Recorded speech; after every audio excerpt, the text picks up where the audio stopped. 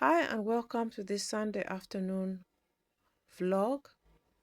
This Sunday is a warm day. It's slightly windy here in my locality. And one of the first things that I like to do on most mornings that I have free time, and this includes a Sunday morning, if I'm not going to church, I may be watching service at home. If I am going to church, then I may just pop out for a little bit and take the fresh air in. During this time, I like to reflect on the day ahead and some of the activities that I may be involved in. This includes perhaps some cooking and includes some of the things that I may need to prepare ahead of time for the week ahead, and that includes uh, potentially cooking meals, preparing some vegetables that I may have bought the day before, washing fruits, laundry, and just taking time to reflect. During this time, I just like to pop out and visit the garden, look around the plants and see how they're doing. Yesterday, in the Saturday market, I bought some fruit and vegetables, and here I am. One of the things that I like to do is to wash them with salt and to actually put them out to air, because we know that food spoils. One of the things that food needs to spoil is actually you know uh, water. It needs moisture. So very often I find that it's important for me to just dry them or air them on a sunny day. Today is warm, so I will be putting them out to air by themselves over the warm weather, and I'll just bring them back in. I haven't got a lot of dust in my garden area, so I'm not worried about that. So after that, I will just then put them in storage bags and put some out on the table and put some of them into the fridge for the rest of the week. Some of these fruits will be used for smoothies. Some of them will just be eaten as they are. Some of them will be taken by the family to work and so forth. And I typically do this with all my fruit and vegetables that I buy every week. Very rarely do I freeze my vegetables though, unless I have so much, then I may prepare them for freezing. The other thing that I bought was coriander. Now, I use coriander quite a lot in a range of cooking that I do. It goes in bean stews, lentils, soups. It goes in meats. Um, it also I also use it as salad. Um, Today I'm making East African Pilau rice. East African Pilau rice is influenced by the Indian Pilau rice. And if you are East African and you see me cooking something, perhaps you think maybe I've missed a step or I've done it differently. This is exactly what I do.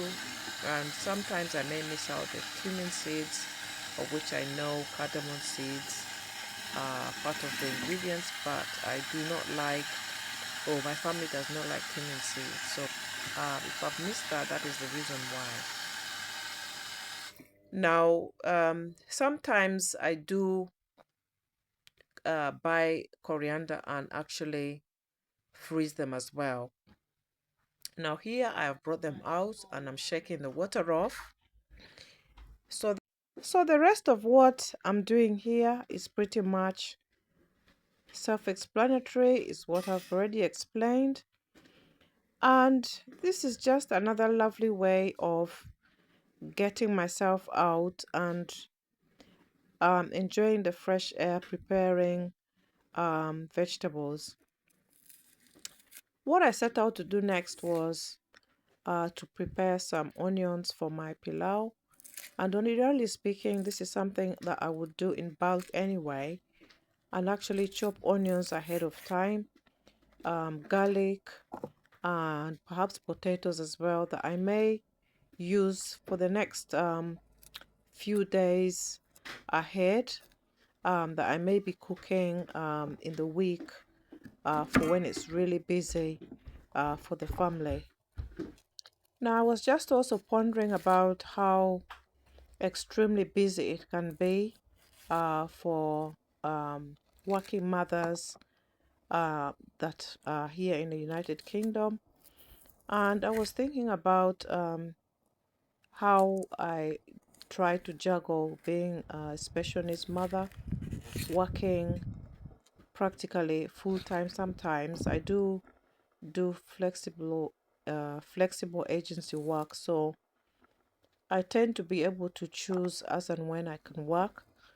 But that can also be disturbed in the sense that I do have to tend to use some of the support that I have around for my son's respite to actually get people out to cover for when I need to go to work. That kind of takes away what is supposed to be for respite, because I do use it to actually go out to work.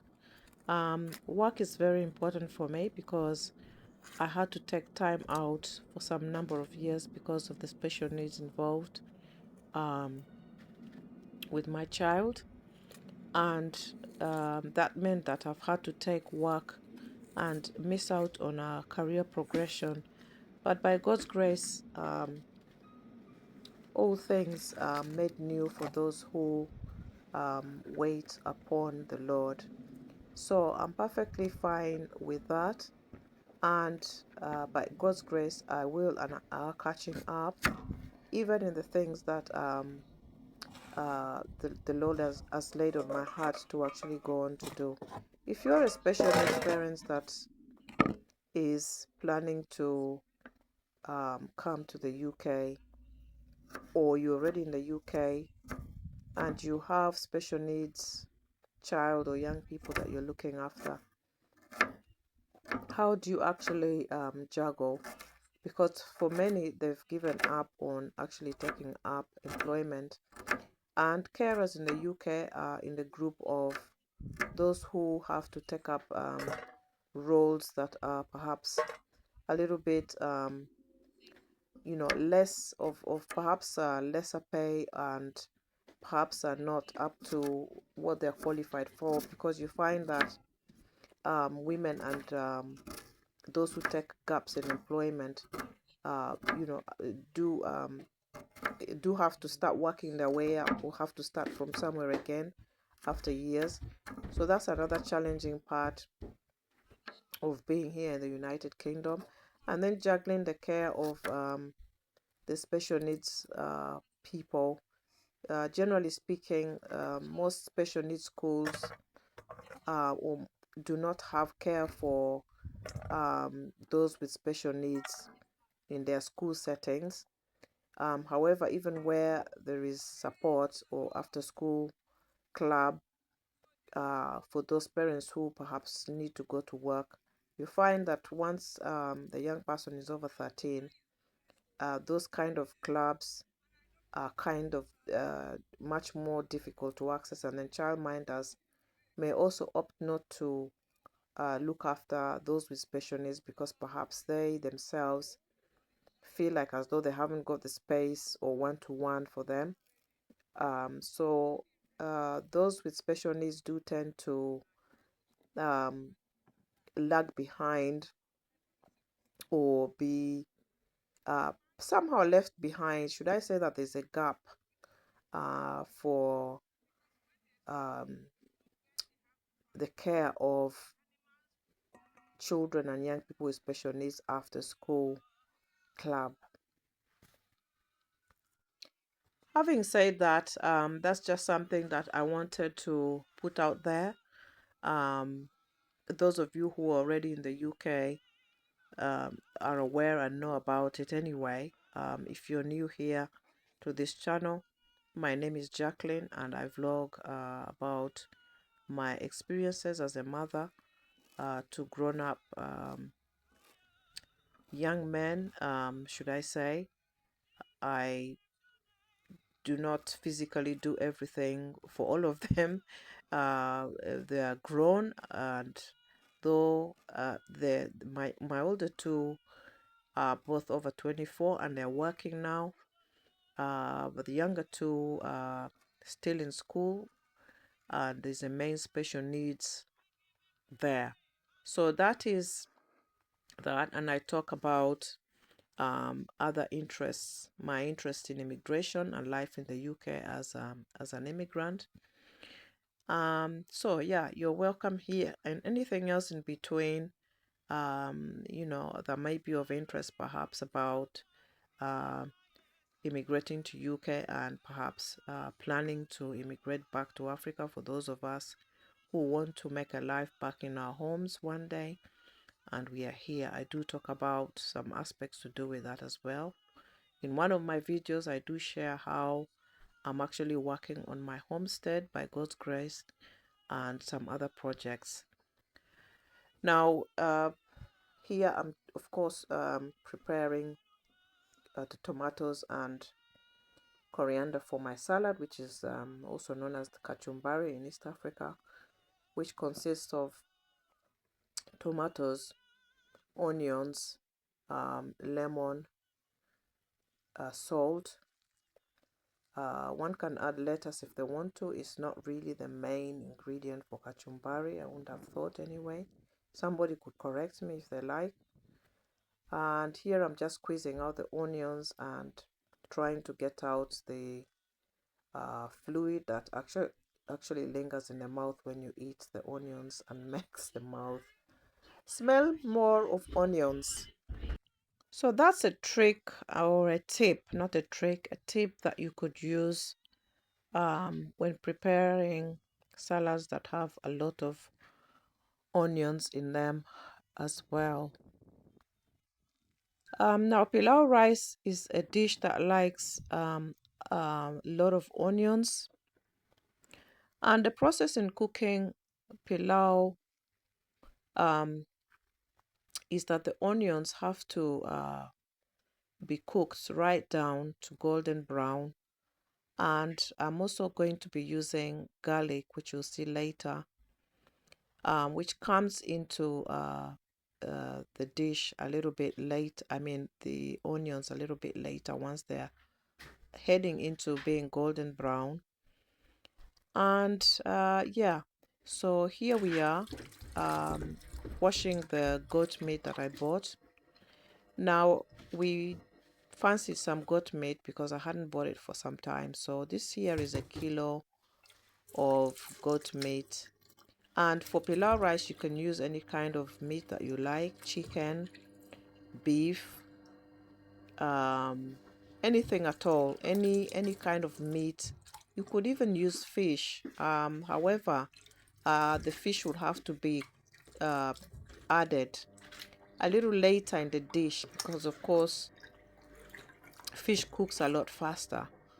And uh, and in this dish, I don't know whether I mentioned it earlier on, I did not add any cumin seeds because we don't like cumin seeds, but I added garam masala, which is what I have and what we like to use. So those are the ones that I added. Sometimes if I have curry powder, I might add that, but it gives it a slightly stronger taste, I think, so I try to avoid that. And then I also add one tomato, just one tomato. I don't add or one and a half. I don't add any more than that. And also for my rice, I used long grain rice. Ordinarily speaking, pilau rice does take well to basmati rice, but this is what I have, and I believe that cooking is very much making use of what you actually have, and not necessarily being so rigid, because cooking is also an art. I firmly believe that. So I tend to use what I actually have. So if you see that I've omitted or I've missed anything, please, it's because I don't have it or choose not to use it, and that's the reason why. And also, pilau rice is not the type of rice that you would make a stew with. Pilau rice is ordinarily eaten on its own without a soup. And similar to jollof rice, you don't add stews to it. I mean, you don't add anything like a meat or fish stew to it. It just is eaten as it is, and we add the salad to it. So continue to watch along, and thank you so much for joining me on this Sunday vlog. I hope you have found something that you like here. Do subscribe, do comment, and do like and share this video. Thank you so much.